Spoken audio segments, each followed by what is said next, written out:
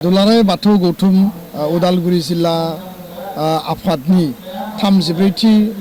बे बोसोरसालियाव जुथुम्मा आरो लोगोसेनो अरां दखरा बाथौ गौथुमनि बियाबनि बेयाव रुफाथि मायथाइ सिलभार जुबिलि बेयाव सेलिब्रेसन जादों सानथामनि हाबाफारि दिनै नैथि सान आरो बे नैथि सानाव गोरबोसे सावरायनाय बेयाव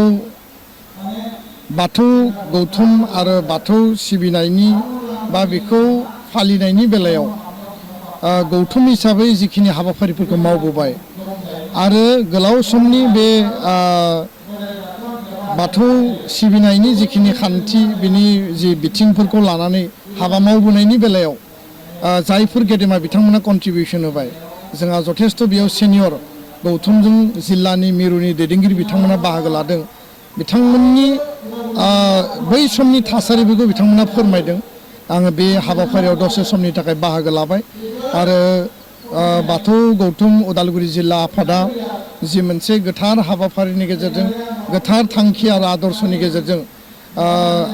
आफा इसोर बोराइ बाथौखौ खुलुमनाय बेखौ सिबिनाय बिनि जि माने नेमखान्थिफोर दङ आरो बे बाथौनि आदर्शजों आरो बिनि जि मोनबा जि बिथिं दङ बे बिथिंनि गेजेरजों हा बार सान अर अख्रां दै बे मोनबा तत्वखौ लानानै जि बाथौनि जि सान्थौ आरो बे सान्थौनि गेजेरजों समाज आरो हारिखौ जौगाहोनायनि बा हारिखौ दालांनायनि जि बिथिं दिनै बिथांमोना मैखोमै खामानि मावदों बर'नि गोजामसिन धोरोम हिसाबै बाथौ धोरोमा दिनै बे अबस्थायाव सफैबाय आरो मुलुगा मिथिबाय भारताव थानाय सुबुं हारिफ्रा मिथिबाय आरो दिनै गोथार बाथौ सान बे नैथि मंगलबाराव माग दाननि बेखौ सिबिनायनि गेजेरजों आसाम सरकारा रिकगनिसन होनायनि गेजेरजों नेसनेल लेभेलावबो बिनि रिकगनिसनखौ मोनो नामा बिनि थाखाय खामानि मावबाय थादों बर'आ गुबुन गुबुन धोरोमाव दङ नाथाय गोजामसिन आरो गिबिसिन धोरोम हिसाबै बाथौ धोरोमखौ बर' हारिया बजबनानै लादों जि समाव बर'आ सुबुं हिसाबै बेयाव रायजो जादों आरो बेखायनो आं सानो जे बे जि हाबा मावनाय बे हाबा मावनायनि गेजेरजों बर' हारिया गोख्रोङै समाज आरो हारि हिसाबै थांना थानायनि बिथिङाव गोहो मोनगोन सक्ति मोनगोन आरो दाख्लैबावै हादरनि नखर मन्थ्रि बिथां अमित शाहआ गावनि बिबुंथियाव बुंदों जे बाथौनि जि तत्व बे तत्वखौ लानानै बिथाङा खोब स्पस्तयै बुंदों आरो लोगोसेनो बिथाङा मिटिंनि उनाव जिरायनाय समावबो बर' राव आरो बाथौ धोरोमखौ जेब्लायबो प्रमसन प्रटेक्सन आरो प्रिजार्भेसननि थाखाय बेखौ हाबा मावनांगौ होननानै बुंदों दा बे जोंनि थाखाय हारिनि थाखाय गोग्गाथाव आरो गासैबो बर' हारिया जिखि धोरोमाव थाया मानो जों खौसेयै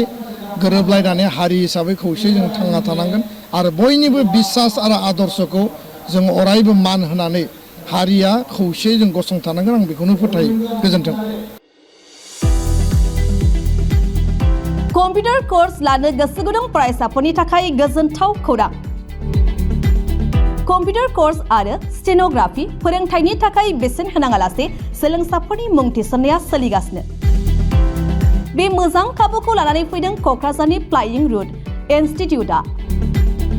क'क्राझार सहरनि जेडी रड खोदोमथलायाव थानाय फ्लाइंग रुट इनस्टिट्यूटआ एभिएशन आरो हस्पिटेलिटी सोलोंथायनि अनगायैबो बे खेबाव सोलोंसाफोरनि थाखाय लानानै फैदों कम्पिउटार आरो स्टेनोग्राफि विथ टाइपिं कोर्सनि मोनसे मोजां खाबु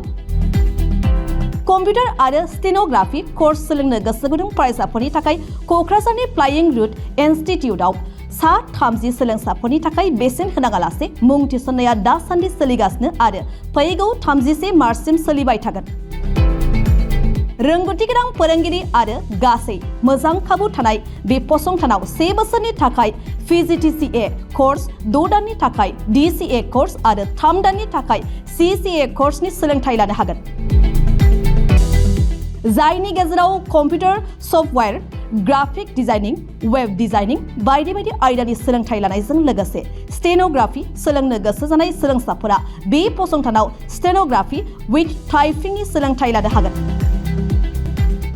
अब्ला मानोथो गोबाव खालामनो जायफोर सोलोंसाफोरा कम्पिउटार कोर्स आरो स्टेनोग्राफि सोलोंनो गोसो नोंथांमोनहा बेसेन होनाङालासे थाबैनो क'क्राझारनि फ्लाइंग रुट इनस्टिट्यूटआव मुं थिसनफैदो मुं थिसननो थाखाय थोंजोङै क'क्राझारनि खोदोमथलायाव थानाय फ्लाइंग रुट इनस्टिट्यूटआव फैनो हागोन आरो बांसिनै मिन्थिनो थाखाय 9394796813 नङाब्ला 8099554765 मबाइल नम्बराव फोनांजाब खालामनानै खौरां लाहरनो हागोन।